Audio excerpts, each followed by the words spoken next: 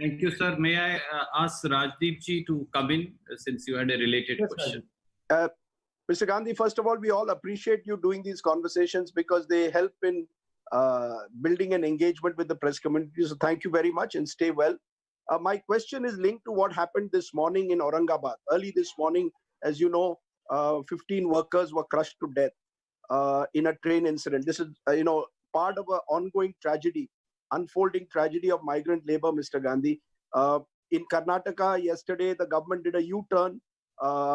First said no trains will be allowed, eventually allowed trains even as the workers were walking. Even as we speak, several workers are still walking hundreds of kilometers home. Do you think the time has come for a national migrant labor policy? And does that involve cash transfers that you're talking about right away or something more long-term? Because the Odisha High Court today, for example, has said they will not allow migrant workers to come into Odisha unless they are shown to be COVID negative. Do you believe this has to go beyond COVID? And in the immediate, would you want trains across the country as the first step and then a national long-term migrant labor policy? And what would that involve, Mr. Gandhi? Look, there are pushes and pulls with regards to the migrant labor. First broad thing that we are saying is take the idea of Nyay and start putting money directly into 50% of India's poor households. Just without thinking of it, just start doing that. It's not going to cost so much. 65,000 crores is what it's going to cost. And it will completely transform the way people are thinking about this current situation, their current situation. Because we have to understand, if you are on daily wages, you do not have choices. You simply do not have a choice. So we have to give them a choice. That's point number one. Point number two is the transfer of migrants. I am not an expert on this. So I'm not going to sit and opine what I think about trains. But what I do think is that a conversation between states has to happen. And these decisions have to be made with empathy towards migrants, with thinking about their rights, so not crushing their rights, but they have to happen between states and the center has to oversee them. The pain has to be reduced, absolutely. So you're saying the minimum income right away, Mr. Gandhi, am I correct? I'm saying that we are in an emergency. We require absolutely the idea of Nike, call it whatever you want, call it something else. Call it Pradhan Mantri Yojana, whatever you want to do.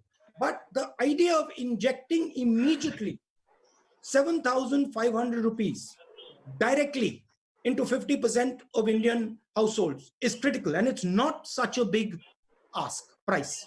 Second, the idea that we can simply let our job creators drown. This is not feasible. We have to protect them. We have to make sure that we give them a wage protection scheme, 1 lakh crore wage protection scheme, and 1 lakh crore credit guarantee scheme to MSMEs. And then we have to give them 6-month interest subsidy. So we have to build a wall for them so that they can fight what is coming. We have to give them we have to build a financial support behind them.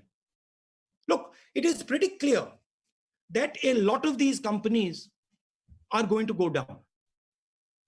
If we do not do anything, massive number of them are going to go down.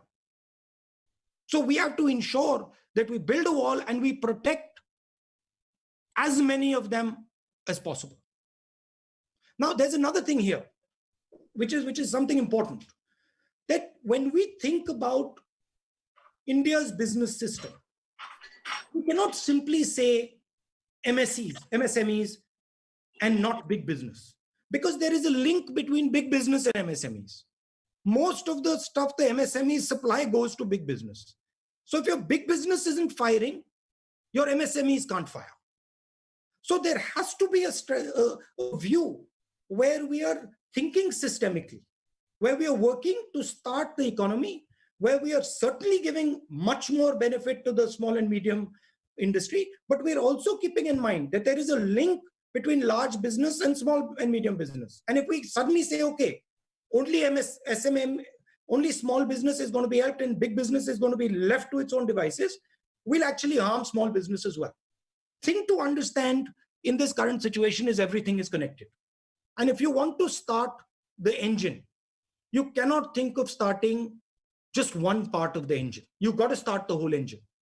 That is why creating demand, putting money into the system, putting money into poor people's hands, helping small and medium businesses, making sure you're protecting some of the larger players. These are all things that are interlinked if you want to start the economy. Thank you, sir. May I go back to the news agency IANS? Yes. Mr. Please go ahead. From IANS. It's almost 45 days into the lockdown. Does it surprise you that there is no sign of